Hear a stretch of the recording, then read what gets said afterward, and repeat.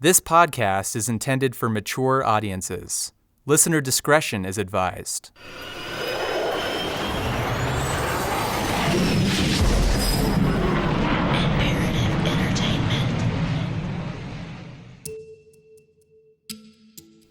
Alicia Rainey blinked her eyes into the bright California sunshine as she exited a store on Santa Monica Boulevard in Los Angeles. She was making her way back to her parking spot when suddenly, squad cars swooped in on her position. Officers jumped out of the vehicles with their hands on their pistols. Alarmed, Rainey spun around to see what all the commotion was. Had there been a robbery? She didn't see anything out of the ordinary. And that's when she realized the officers were coming straight towards her. I was arrested on a warrant for a fugitive. The officers told Rainey she was a fugitive as they clicked cuffs around her wrists. The next thing Rainey knew, she was sitting behind bars at a downtown LA jail. Her mind raced. What did the police mean that she was a fugitive? A fugitive from what? She thought backwards and then, a sinking feeling. This wasn't related to her time in Colorado, was it? If you'll recall, Alicia Rainey was the 69-year-old Tree recruited at her son's wedding in 2012. Over drinks, Tree had made Rainey a business pitch. Yeah, it's legal, he says. He's got a big smile on his face. As the oldest member of the Syndicate, Rainey stuck around Colorado for 2 years, working as a caregiver. But Rainey burned out on the pot business after turning 71. She never saw the $10,000 a month Tree promised her, and weed hadn't been a magic bullet in helping her son Jordan deal with his multiple sclerosis like she'd hoped. So in 2014, Rainey moved to Los Angeles to be with family. And it wasn't like I escaped California. I filed a change of address form. Rainey had heard about the October SWAT raids in Colorado. She sure was glad she decided to leave the business. But 5 months later, when a grand jury indicted 32 people with crimes connected to the Syndicate, nobody notified me that I should be in court. Nor did she know that the grand jury charged her with 27 counts of alleged criminal acts, including racketeering, money laundering, and illegal drug distribution. But that was just the beginning of her surprises.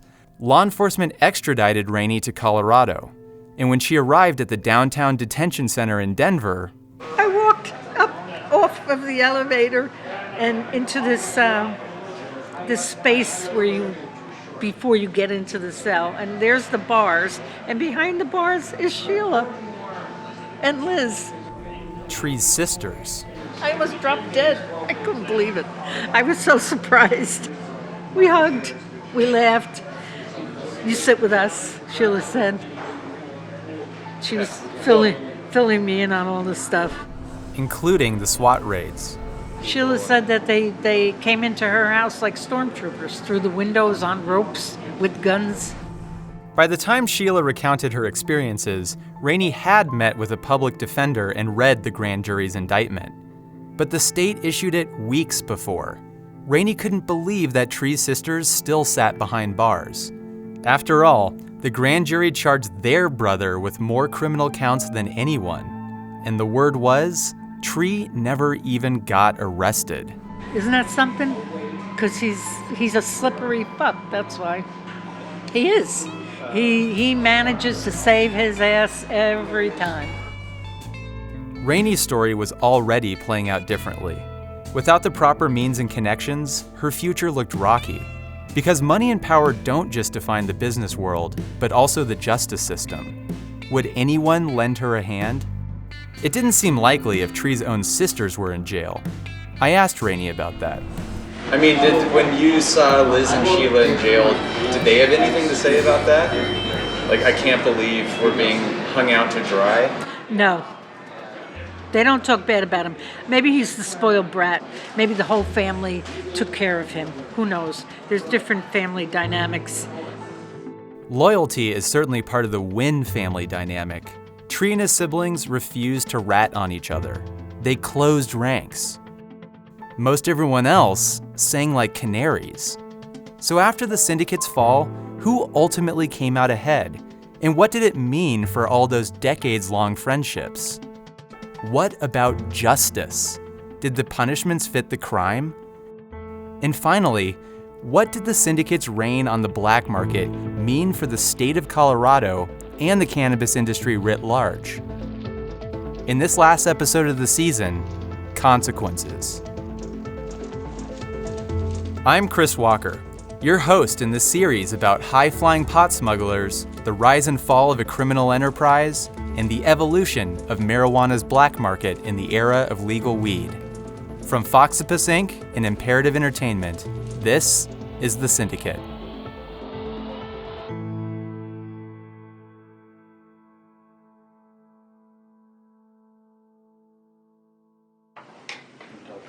Do you want to? I don't think we should skip over.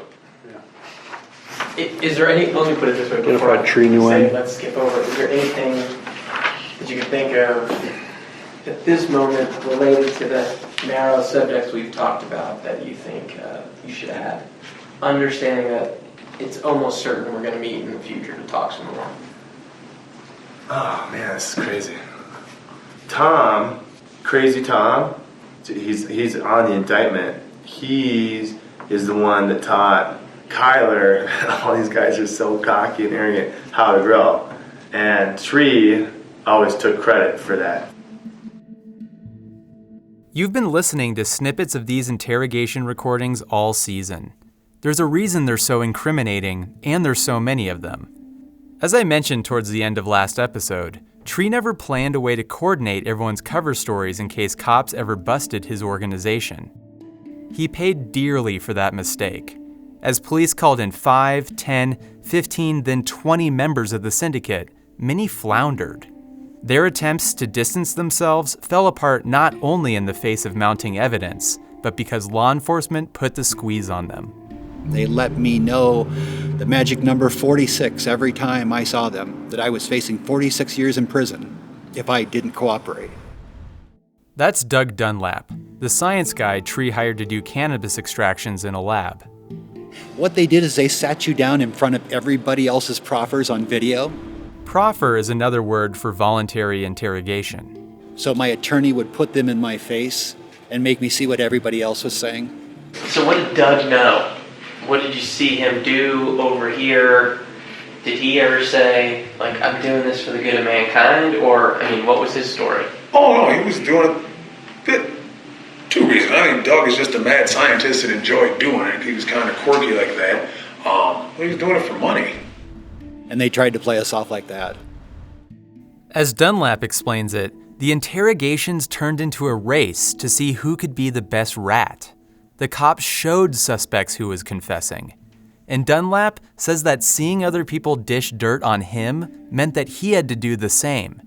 He couldn't let other defendants control the narrative. Some, like Pat Kincannon, considered it a cruel game. As a longtime friend of some of his co-defendants, he agonized over whether to cough up more evidence against them. These are some of the closest people I've ever been around. You know, it's awful, and I fought it for everything I could. I, being kind of in the upper echelon of everything, was extremely hesitant to even say anything or do anything. I couldn't bring myself to do it. I waited till the very last day. And finally the prosecutor said, "You're almost out of time." Almost out of time before the prosecutor withdrew a plea deal. He's like, "I've had 3 other people come in, and they've given me the whole story." What else could Pat do but confess? And the more the cops learned, the more they controlled the interviews. What was Joe doing with marijuana? Joe would probably take the marijuana wherever he had a buyer. I'm not sure where. Was it in the state or out of the state? Well, probably out of the state. Okay,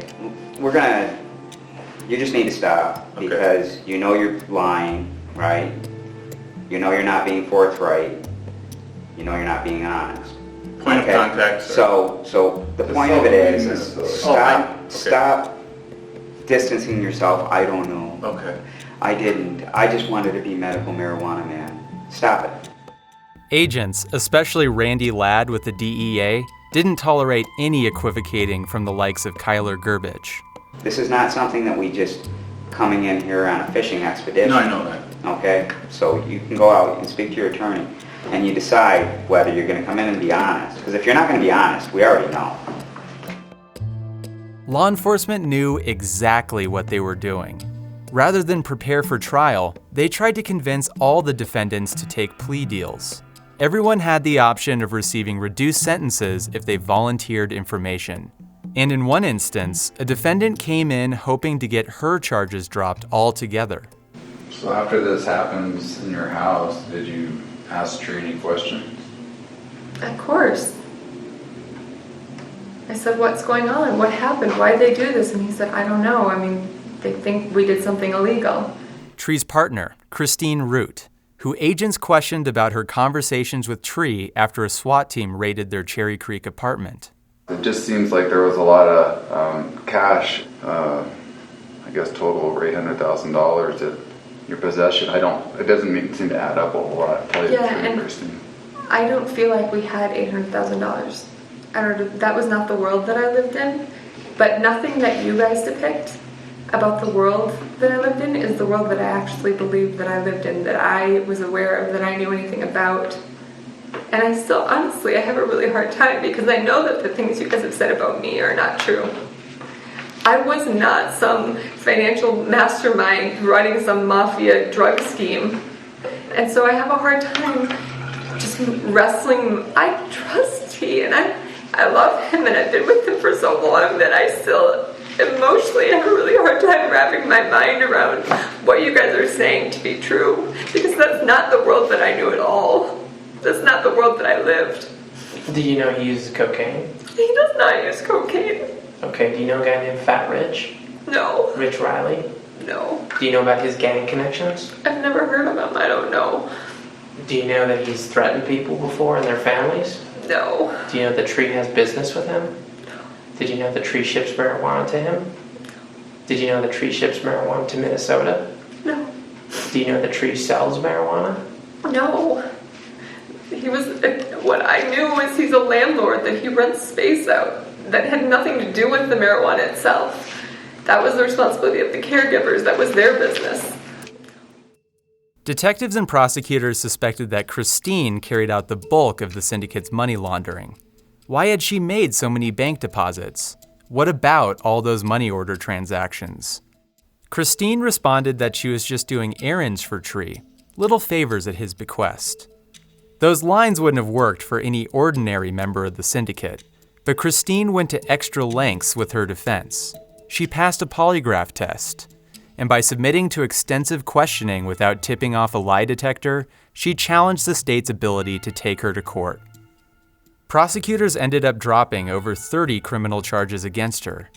Out of the 32 people indicted, she's the only one who didn't plead guilty. Everyone else took a deal. No one went to trial. But what their deals looked like varied widely. Most lower and mid-level members of the syndicate agreed to felony convictions in return for 1 to 4 years of probation. But a few received jail time. Tree's brother, Qui Win, had a previous felony and received 2 years in prison. The state also hit Kyler Gerbich with a stiffer penalty. As Aaron Ellering, Tree's enforcer, told me, lied to the cops about his father died or had a heart attack and he left out of state and he wasn't supposed to or something. And then they called his dad. His dad's like, nope.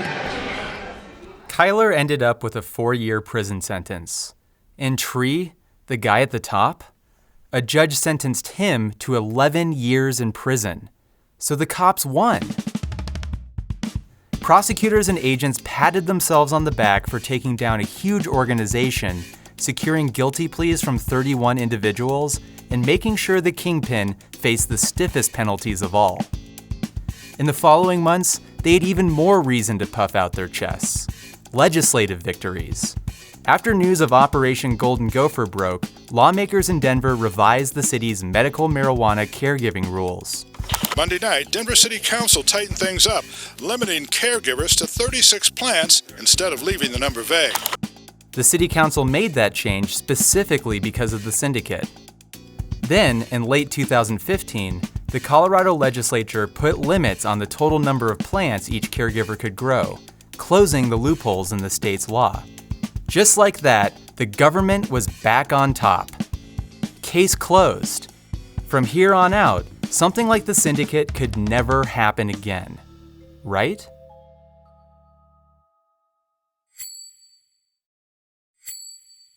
Big bust took place in neighborhoods across the Front Range.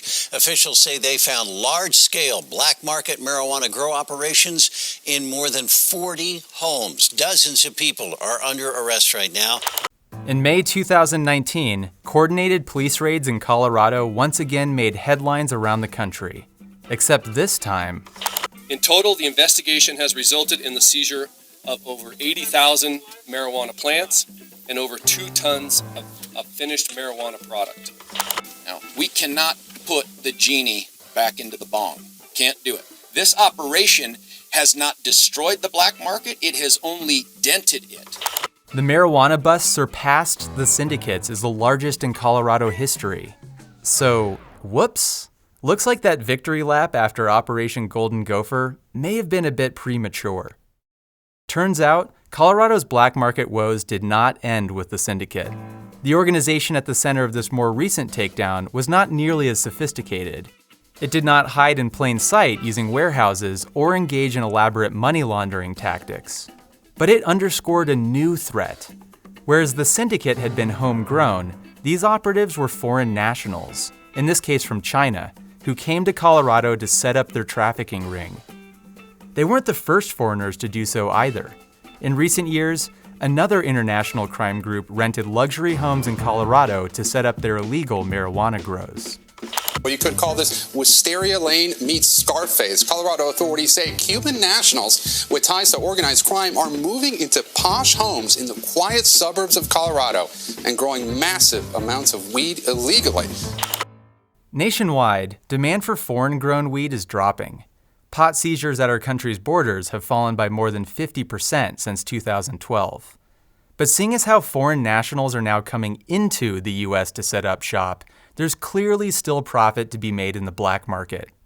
That's forced prosecutors to admit certain facts about takedowns like Operation Golden Go-Fer. Prosecutors like the Assistant Attorney General of Colorado, Rob Shapiro. These large, successful prosecutions have yet to deter other people. Why? I think the argument is money.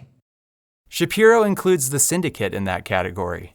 As long as there is a profit motive, there are going to be people enticed or encouraged to come to Colorado, whether that be the Tree Winds relocating from Minnesota to Colorado. Consequences weren't enough to deter him from taking the risk for the almighty dollar. So if large prosecutions and public shaming don't deter organized crime, how are we to look back on the Syndicate? And in the long run, who really paid the price? At a minimum, everyone charged in connection with the Syndicate went through some period of probation after sentencing, meeting with case officers, facing travel restrictions. But most plea deals came with at least one felony conviction, which continue to impact people's futures and livelihoods. Today, Pat Kincannon has a wife and 2 kids in Ohio.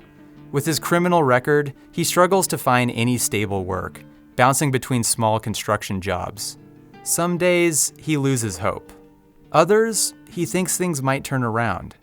But rarely a day goes by when he doesn't look back on his time with the Syndicate.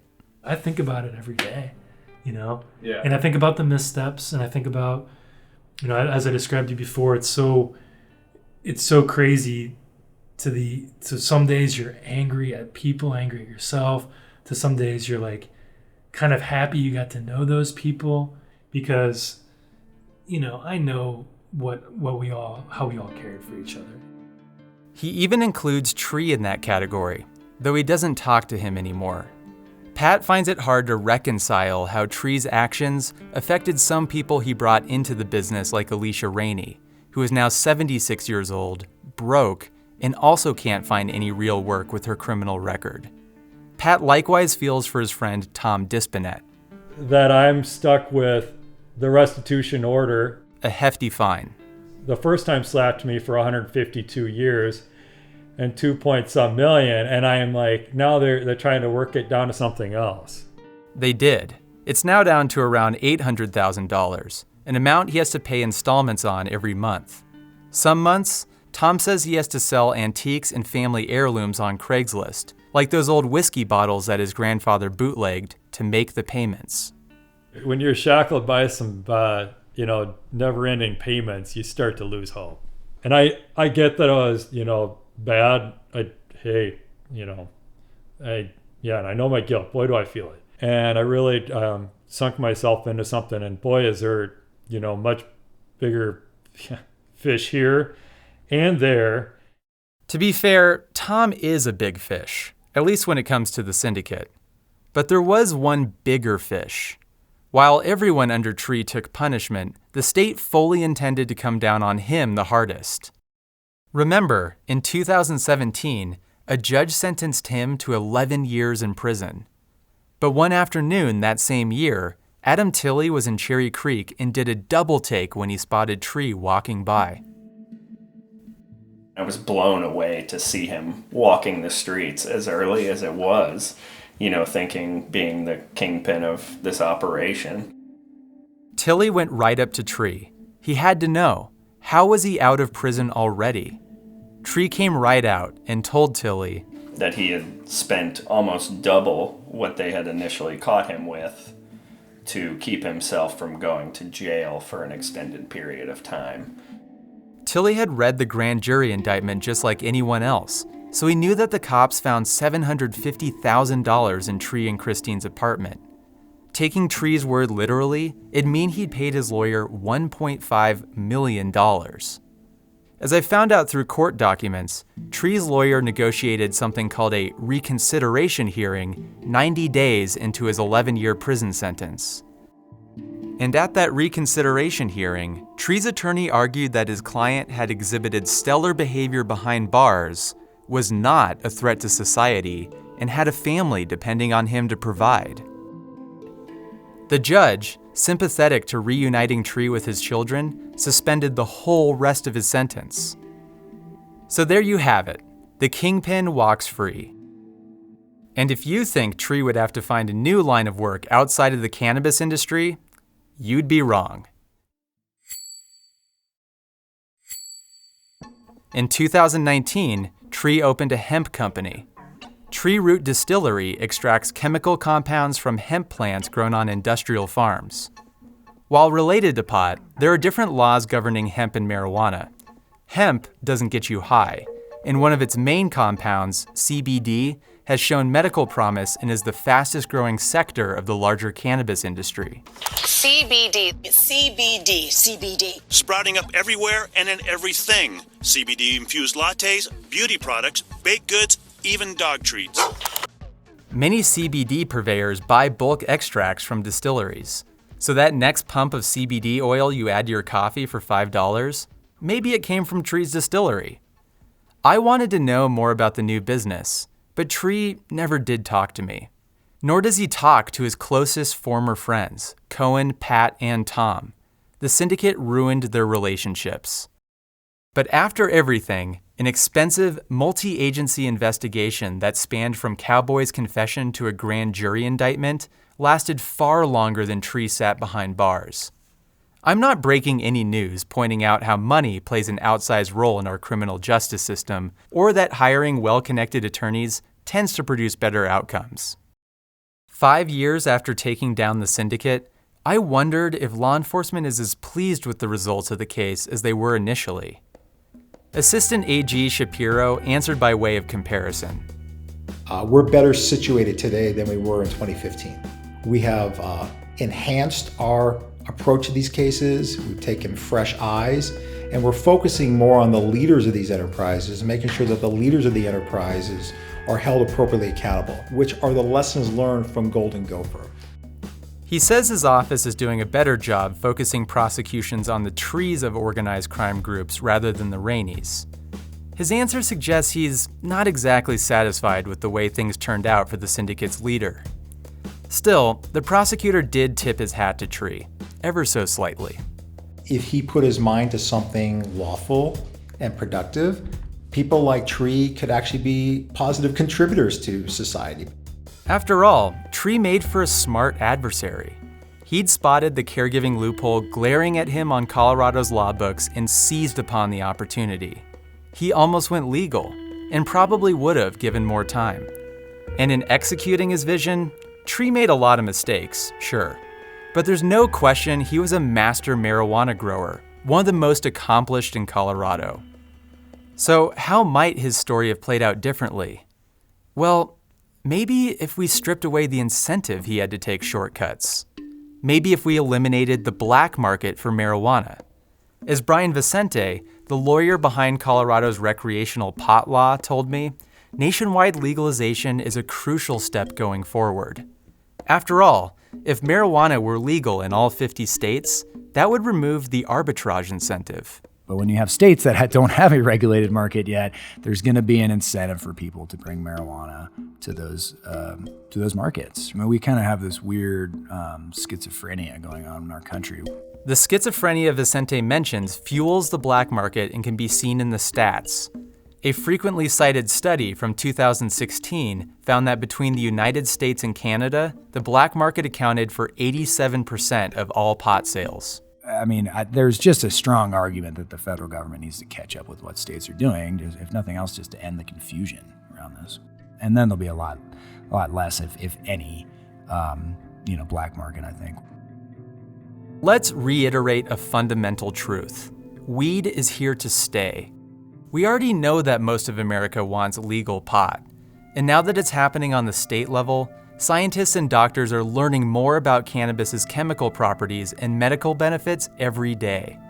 But it goes beyond that, because if we don't legalize it, the syndicates of the world are going to continue profiting in a black market filled with threats, violence, tax dodging, and an absence of environmental regulations. If we don't legalize it, we're going to continue funding expensive investigations that put people in jail, who tend to disproportionately be people of color and low-level members of groups like the Syndicate. We stick criminal records upon those defendants and prevent them from getting jobs, all in pursuit of a mirage cooked up in an outdated war on drugs.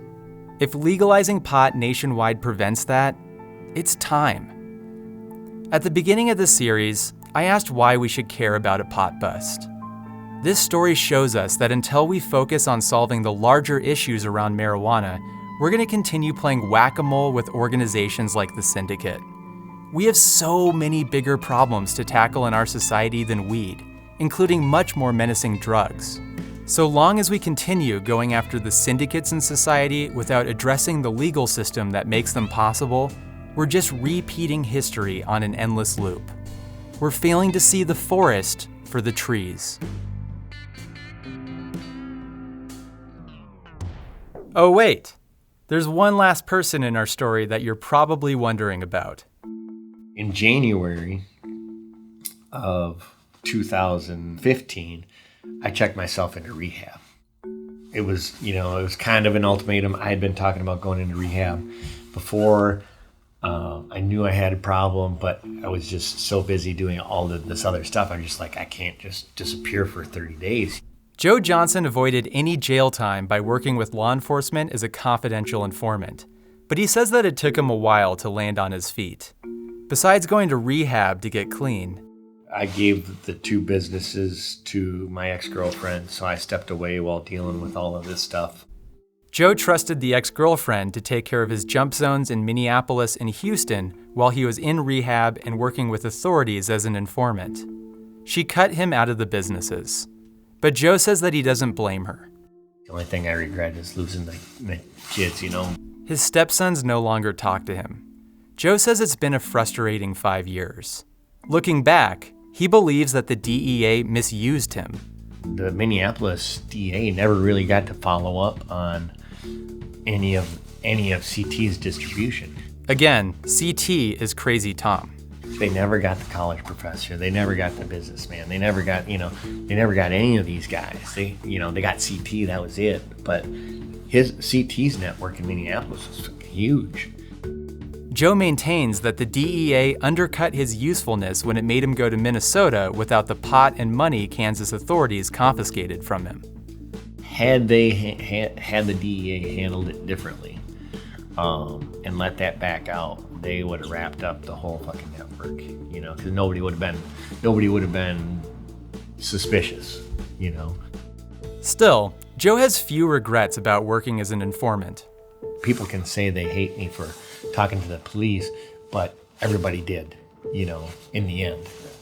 This was going to be the people I was going to throw away. And maybe I regret that a little bit because I did become friends with them, and I was welcomed into that family. But again, we were all adults, knowing what we were doing was wrong, and knowing that it's never going to last forever. It never, ever lasts forever. Eventually, Joe found his momentum. In 2018, he bought a jump zone in Texas called Skydive Lone Star, the place where I went skydiving with him in 2019. It's a significant turn of events when you think about it. Before meeting Joe, I had wondered where he got the money to buy a new business, complete with an airplane. Didn't working with the feds mean he'd have to give over all the spoils from his drug running? Well, yes. But incredibly, Joe told me that while he was working as an informant to bring down the Syndicate, he was still smuggling pot for other groups at the same time. I was still playing both sides this whole time. I reinvented my organization out of California now. And I was taking trips to California while I was working for the DEA. It's fucking crazy, dude. Yeah, I mean, that definitely sounds like you're playing fast and loose. I don't know about fast and loose. Very fast, but more calculated this time because they didn't have any names. They didn't have anything. I fucking prove it. You gotta hand it to him. The guy has balls. And at least up until this episode airs, the plan worked. Joe's snitching on the Syndicate diverted the DEA's attention away from the other groups he continued smuggling for. Granted, those groups weren't thrilled when news of Operation Golden Go-Fer came out. I got a lot of shit from the people that I protected at first, but I'm like, you're still a free man, so I wouldn't complain too much. I'm still not sure why Joe admitted this, considering he definitely violated his agreement with the DEA. But at least in my interview, Joe suggested his pot smuggling days are squarely behind him. I did more insane things in that 2-year time period than most people will do in their entire life, Every time I tell this story to somebody, it's like, that you should write a book, or that should be a movie. And just like any good book or movie, Joe had one more revelation up his sleeve. I had already heard hints about hidden money in some of the interrogation tapes. I just know that what he told me, that if anything ever happened, that there would be money there. He said it's hidden. I mean, what he said is, he just said they'll never find it. He didn't describe where it was hid, if it was buried or not. He just said that they got a lot of land and a house or two on the land, and one of them's like a really old home. The he in this case is Tree, and the money being discussed is different than the bags of cash with GPS trackers on them in the Rockies. Tree told at least one associate he'd hid millions on Christine's parents' ranch in Red Wing, Minnesota. I had asked DEA agent Randy Ladd about that. We had heard about those stores of money, and obviously they're not going to say, here's where it is buried on this ranch. But as far as money buried up on this ranch in Minnesota, we did have people go up there and look around. But again, nobody's telling us where it is. I also asked Joe if he knew anything about that stash. Instead, he started talking about another cache of hidden money. I made sure to ask him about it again when I saw him in Texas, about how, somewhere out there on the plains, he had buried a case. Maybe a pelican case. With $700,000 approximately? Yeah, maybe somewhere. I would say closer to 500 but I don't really know the number because that was a crazy night. Still below ground, allegedly? Allegedly still below ground. If that was to be true, it would still be below ground. And of course, I had to know. Is his the only one out there? I can guarantee you, I'm sure Tree has a pelican case too. This is probably a little bit bigger.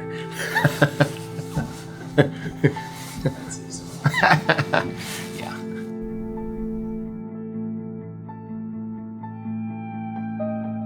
This has been Season 1 of The Syndicate. If you enjoyed the show, I have some good news. We'll be releasing a couple more bonus episodes with interview outtakes and additional details about this story. We'll get those into your feed soon.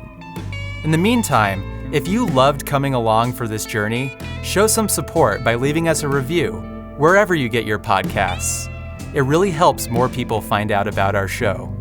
You can also visit thesyndicatepodcast.com for more behind-the-scenes details about this series. The Syndicate is a co-production of Imperative Entertainment and Foxtopus Inc. Executive producer is Jason Hoke. Produced and edited by Laura Krantz and Scott Carney.